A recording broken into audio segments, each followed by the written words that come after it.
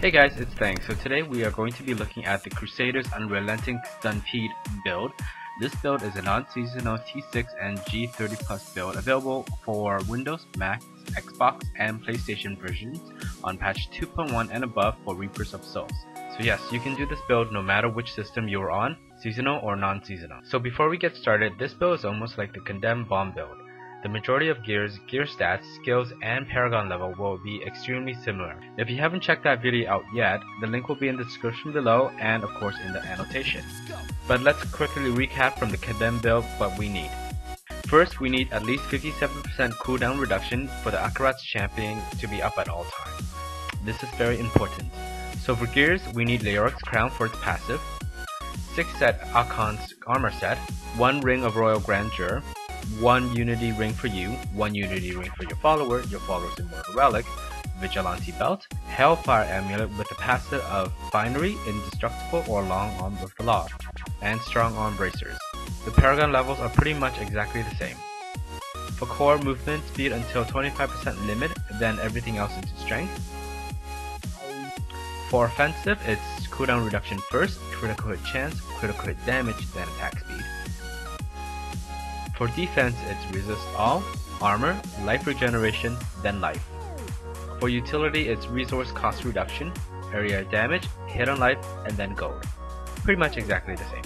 So now that we got that covered, let's begin. First, we will need the Unrelenting Phalanx Shield. This shield is required for this build to work effectively. It will allow for us to cast Phalanx twice. Next, we have our weapons. There are 2 options to choose from, the Furnace or the Baleful Remnant. The Furnace, which is an extremely rare mace, if you get it, even if the passive stats aren't great, keep it. It will increase our DPS against elite mobs and bosses by 40 to 50%. The other one will be Baleful Remnant. Its passive, which when you kill an enemy while Akkarat's champion is up, will summon a Phalanx avatar. This avatar will last for 10 seconds and does about 10 to 15 damage crit, depending on your DPS. You can only have a maximum of 8 avatars up. Now you can increase the duration of the avatars by using the Eternal Union Ring if you want to, but because you are constantly killing, that may not be necessary. It is of course also affected by the legendary ring Enforcer. The only downfall for this weapon is when there is a boss that has no ads, kinda makes killing a little bit slow. Another alternative, if you can't find those 2 weapons, is the Maximus. Its passive is actually extremely overpowered, so please use the chain very wisely. Next item we need if you can't get a hold of a Hellfire Amulet is the Haunt of Axo. Haunt of Axo allows us to summon 2 shadow clones of us. They do 100% of our DPS and does various of skills that include stunning and of course buffing.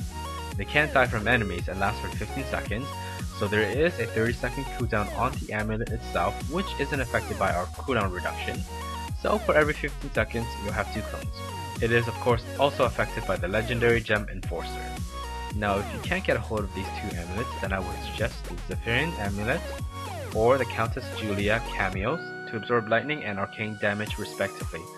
Or if you can't get those 2, then the Favor of Time would be actually the next best thing. For our Unity Ring, if you cannot find one, or if later on you feel that you've mastered the art of the keep away game, you can use the Stone of Jordan as an alternative. For the belt, you can even use the Witching Hour if you truly want to, for extra DPS. That is pretty much sums up all the item replacements from the Condemned build, because everything else is pretty much the same. Now onto the skills. So our main DPSing skill will be the Phalanx Stampeding Rune. Why we want this is because it does 490% weapon damage as physical and has a 30% chance to stun enemies for 2 seconds. Also, although it does not state it, it does have a knockback, so this will benefit from the strong arm bracers. And because we have the Unrelenting Phalanx Shield, everything is pretty much twice. So, in other words, you are a range class that pretty much constantly stun and knock back. That's a lot of crowd controlling. Next is going to be a Speed Charge with Endurance Rune. This will allow us to travel unhindered quickly in between packs and escaping unexpected situations. Now because of our cooldown reduction and our passive, our Speed Charge will be usable every 3 seconds. So you can actually use Ramming Speed Rune or Nightmare for the added DPS. Next is going to be the Akkarat's champion with Prophet Rune. You need and want this up at all time for its 4th and 6th set bonus from the Akkhan set, and also its rune's 2nd passive, which restores you back to full HP when you hit 0 HP. Next is going to be the Law of Valor Unstoppable Force rune. When active, this will reduce our wrath cost by half. So with this and Akkarat's champion up, our Phalanx will only cost 7 wrath. And of course it also increases our DPS. Next is going to be Provoke, too scared to run Rune. We want to use this to restore our wrath whenever we're low, pretty much simple. With Akkarat's champion and Law of Valor, Unstoppable Force up pretty much all time, you aren't going to be wrath hungry, but there will be times when you need it. Plus it reduces enemies' attack speed by 50% and movement speed by 80%. Lastly is Shield Glare, Divine Verdict Rune. Now you don't have to use this skill if you don't want to, you can choose any other one you want to in its place. I chose it because of the extra crowd control and of course the increase in DPS by 20%. It is totally up to you and your decision, whichever skill you want in its place. Now onto our passive skills. Heavenly Strength is required and no explanation is needed. Lord of Commander is also required. It increases our Phalanx damage by 20% and reduce our speed charge down by 25%. Lastly, the 2 slot is up to you. You have 3 choices. Finery to increase your DPS, Long Arm of Law to extend your Law by 5 seconds, making it a total of 10 seconds instead of 5, or Indestructible for higher survival chances. In other words, if you die a lot, use this. I would have chosen Holy Cause, but in this build there are no holy damage unless it's from one of our legendary gems. Now on to the legendary gems. So which legendary gem is right for you? There are actually quite a few to choose from right here. These are probably one of the best combinations that you can use. The first one will be Bane of Trap, the next one will be Pain Enhancer, Talgok is the next one, Gokak of Swiftness, Zai's Stone of Vengeance, Bane of Powerful, Maynard's Teardrop, and of course Wreath of Lightning. The 3 legendary gems I use are the Bane of Trap, Pain Enhancer, and the Taeguk. Now, if you're low on Cooldown Reduction, I would suggest that you use the Gokak of Swiftness and increase it by 15%.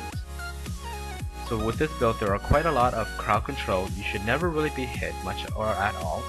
You should always be casting Phalanx and moving forward, and you will never run out of wrath.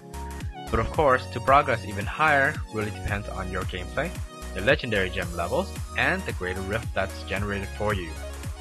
That is about it for this guide. Hope you like it, and if you do, a like would most definitely be appreciated. Share and don't forget to press subscribe, and I'll see you guys next time. Later!